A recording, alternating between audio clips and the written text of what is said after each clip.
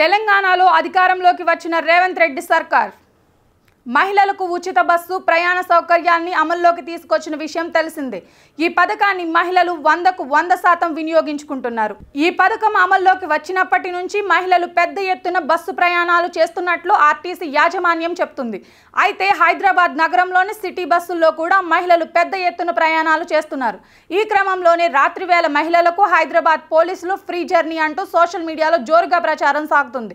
ఈ ప్రచారంపై పోలీసులు స్పందించారు. రాత్రి 10 నుంచి ఉదయం 6 మధ్య పోలీసులకు ఫోన్ చేస్తే మహిళలను ఇంటి వద్ద ఉచితంగా దించుతారని 1091కి లేదా 7837018555కి నెంబర్కి ఫోన్ చేస్తే చాలు, స్థానిక పెట్రోలింగ్ పోలీస్ వాహనం వచ్చి తీసుకెళ్తుందంటూ వాట్సాప్, ఇన్స్టాగ్రామ్లో జోరుగా ప్రచారం సాగుతుంది. కాగా ఈ ప్రచారంపై స్పందించిన హైదరాబాద్ పోలీసులు ఇదంతా ఫేక్ ప్రచారం అని స్పష్టం చేశారు. ఆ వార్తలను పూర్తిగా ఖండించారు. ఇలాంటి మెసేజెస్తో ప్రజలను తప్పుదోవ పట్టిస్తున్నారని, ఉచిత రవాణా సౌకర్యం పేరిట తప్పుడు సమాచారం జరుగుతోందని పోలీసులు స్పష్టం చేశారు. ఇలాంటి పుకార్లు ఎవరు నమ్మవద్దని తెలిపారు. ఏదైనా వార్త షేర్ చేసే ముందు దాన్ని ధృవీకరించుకోవాలని సూచించారు. సాధారణంగా అయితే రాత్రి సమయంలో ఎక్కువగా ఆర్టీసీ బస్సులు ఉండకపోవడంతో ఉద్యోగాలకు వెళ్లిన మహిళలు ఆయా సంస్థలకు చెందిన వాహనాల్లోనే ఇంటి వద్ద జాగ్రత్తగా దింపుతుంటారు. అయితే ప్రయాణాలు వచ్చిన మహిళలు, వీధి వ్యాపారాలు చేసుకునే మహిళలతో పాటు పనుల మీద బయటకు వెళ్లిన వాళ్ళు మాత్రం ఇళ్లకు చేరుకునేందుకు ఇబ్బందులు ఎదుర్కోవాల్సిన పరిస్థితి.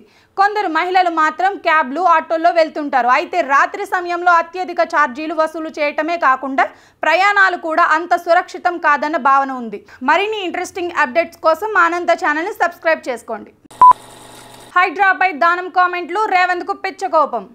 Greater Hyderabad India Herald. Khairatabad MLA Danam నాగేంద్రపై తెలంగాణ ముఖ్యమంత్రి రేవంత్ రెడ్డి ఆగ్రహం వ్యక్తం చేస్తున్నట్లు వార్తలు వస్తున్నాయి. ఇటీవల దానం నాగేంద్ర వ్యవహార శైలిపై రేవంత్ రెడ్డి తీవ్ర ఆగ్రహంగా ఉన్నట్లు పార్టీ వర్గాల్లో జోరుగా చర్చ జరుగుతోంది. వాస్తవానికి గత ఏడాది జరిగిన ఎన్నికలతో దానం నాగేందర్ బీఆర్ఎస్ పార్టీ నుంచి ఖైరతాబాద్ ఎమ్మెల్యేగా విజయం సాధించారు. అనంతరం ఆయన కాంగ్రెస్ కండువా కప్పుకుని పార్లమెంట్ ఎన్నికల్లో సికింద్రాబాద్ నుంచి ఎంపీగా పోటీ చేసి ఓడిపోయారు. పార్టీ మారినప్పుడు దానం నాగేందర్ మంత్రి పదవిపై ఆశలు పెట్టుకున్నారు అంటూ ప్రచారం జరిగింది.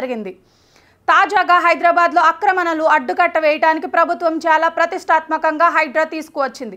అయితే దీనిపై దానం చేసిన కామెంట్ల పట్ల రేవంత్ తీవ్ర అసంతృప్తి వ్యక్తం చేస్తున్నట్లు తెలుస్తోంది. అధికార పార్టీలో ఉండి ప్రభుత్వానికి ఇబ్బంది పెట్టేలా వ్యవహరించడం ఏంటని సీఎం దానం నాగేందర్ను ప్రశ్నించినట్లు తెలుస్తోంది.